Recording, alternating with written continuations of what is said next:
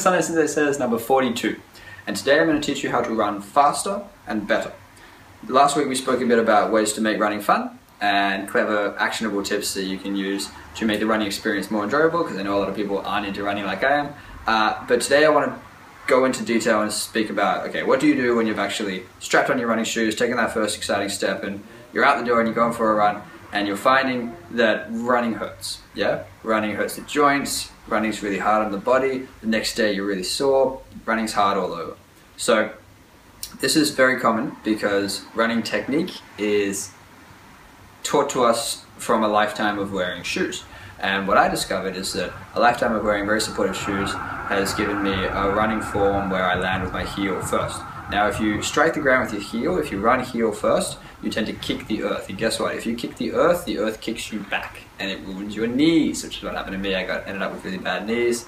And of course it can also stuff up your ankles and your shins and your hips. Running is responsible for all sorts of shin splints and knee problems and all manner of joints and injuries. So the problem is that we wear super supportive shoes that encourage us to land in a really harsh sort of kicking the earth style. What I'm suggesting is that you run lighter.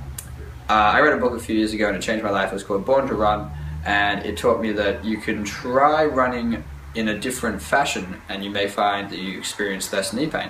And I was sold on that concept, so I did what the book suggested and I went for a run without any shoes on. I wouldn't recommend this. I've got lots of karate experience. It gave me really tough feet and so on. But I ran without shoes on grass obviously, and I found that I ran faster and I found that my knees didn't hurt afterwards, which was just a revolution. So then I got into minimalist running and I read the book and I did some research and stuff, and what I discovered is it doesn't really matter whether you run bare feet or whatever shoes you wear. You can wear the most supportive over-the-top shoes in the world, but if you run with good technique, then you won't get sore knees and you'll run better and you'll run faster. So what you really need to look at is how you're striking the ground. Because if you strike the ground with your heel, it's going to hurt like hell. If you hit the ground with the middle of your foot, or better yet on the front of your foot, what's called forefoot striking, then you tend to land softer and you tend to run faster. So think like animals, yeah? The best running is in the animal kingdom. Wolves and lions and all the animals that run really, really fast and really, really efficiently, they don't have heels. They run entirely on the balls of their feet. And that's how we should run. That's how we're evolutionarily designed to run.